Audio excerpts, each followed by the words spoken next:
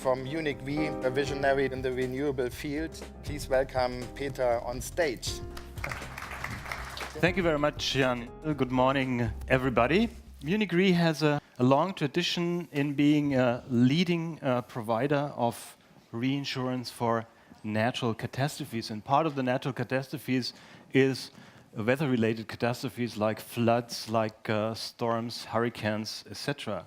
And in this respect, our core business is affected by global warming. And this exactly is why we have started already in 1973 to address global warming as one of the upcoming risks for our business. And just 1 year later, a department has been founded at Munich Re, the Geo Risks Research department, with geoscientists doing analysis on trends, on changes of weather extremes. And here you can see that this has been documented also in a publication by Munich Re.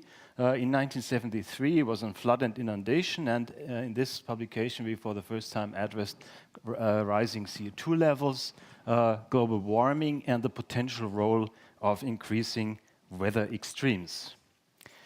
Now, this is common policy and common knowledge that global warming is a big problem. As you can see here from a survey made at Davos at the last World Economic Forum, 580 leaders and decision makers across the globe have been asked for their assessment of perceived likelihood and perceived impact of risks, supported by 18 workshops, and the assessment was made of 37 global risks for the next 10-year periods. And if you look what's up there with the highest likelihood and the highest impact, then you see here climate change with a very high likelihood and a high impact next to the fiscal crisis.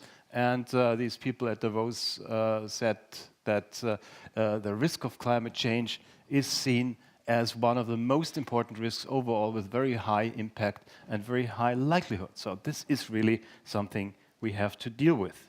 And as you can see here, global warming is proceeding. These are the curves, the trend lines of the global annual average temperatures, and there are 4 institutes calculating this. Since 1880, we have good data on that, and what you see clearly is that there has been an increase in these global temperatures, especially during the last decades. And 2010 has been the warmest year according to NASA and the NOAA, the US Meteorological Service, and the second warmest year according to the other 2 institutes. So 2010 has set records, or at least has been one of the warmest years. And we see decreasing ice covers in the Arctic region. 2010 has been the year with the 3rd lowest ice cover. What you see here, still 2007 being the year with the lowest ice cover, but you see that there is a almost continuous trend downwards of this ice cover, another indication of global warming. And we had a lot of records last year. In May, the highest ever measured air temperature in Asia, 53.5 degrees measured in Pakistan. In July, the temperature record for Moscow, 37.8 degrees, in other places more than 40 degrees. In August, and perhaps some of you may remember that, we had the wettest ever on record August here in Germany, the highest precipitation of an August. In September, a temperature record in Los Angeles, 45 degrees. Never before they had such high temperatures. In December, precipitation records in Queensland, accompanied by records in the sea surface temperature. And in total, the year, and this is according to our own data, has been the year with the second most number of loss-relevant weather disasters. And I would like to show you just this example of one of the most recent weather catastrophes, which have been the floods in Queensland. These dark blue areas are areas in Queensland and also New South Wales where they had the highest on record precipitation in a December. And this has created these floods resulting in overall losses more than 10 billion US dollars, insured more than 5 billion.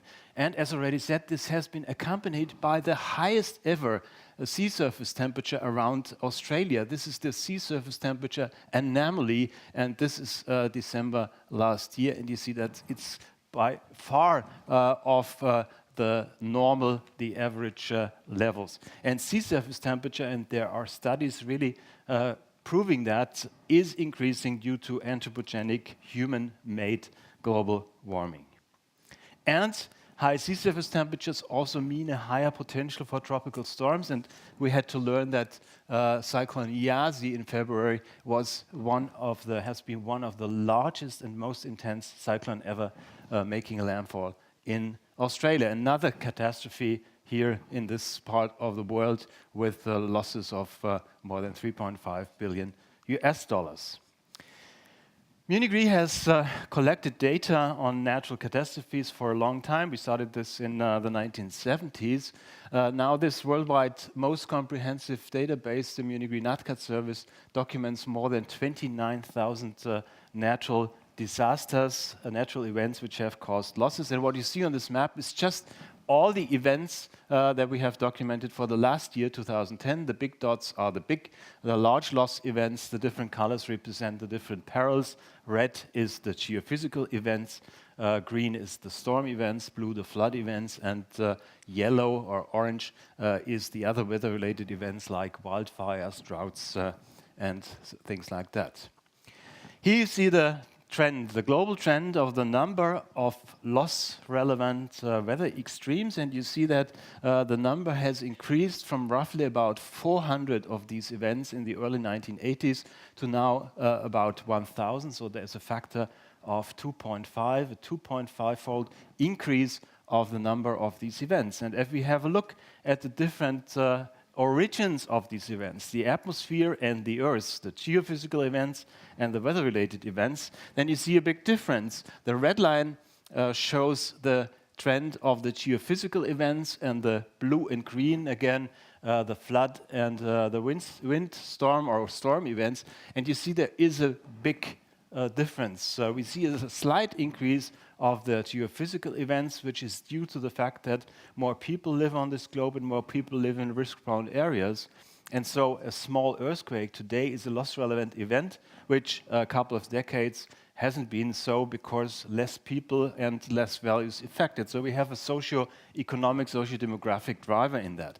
We expect the same driver here in the weather-related events, but you see that they have gone up by far more. And we only can explain this by a change also on the hazard side, which means a change in the frequency and intensity. And as you have seen in the slide before, we definitely have this. And this has been accepted also by the IPCC, the Intergovernmental Panel on Climate Change, for the first time in their fourth assessment report published in 2007. They gave probabilities that, for example, there is a likelihood that a trend of weather extremes has occurred already in the late 20th century. This is the expectation for the future. And so you see, for example, for heavy precipitation events, it is assessed likely, which means a probability of more than 66% that we have seen already trends of increases, and that it's very likely, which is a probability of more than 90%, that we will see this in the coming decade. So there is a scientific consensus also that there is a causal link between global warming and these weather extremes. And there has been a study published just recently in Nature, published on 16th of February, so it's just a little more than a month ago. And I think this is one of the most important studies because they really found proof for attribution of increasing intense precipitation events all around the globe with global warming. And they state, here we show that human-induced increases in greenhouse gases have contributed to the observed intensification of heavy precipitation events found over approximately 2/3 of data. And they also found that the models, the climate models, seem to even underestimate the observed increase in heavy precipitation with warming. So things look much worse than the climate models tell us.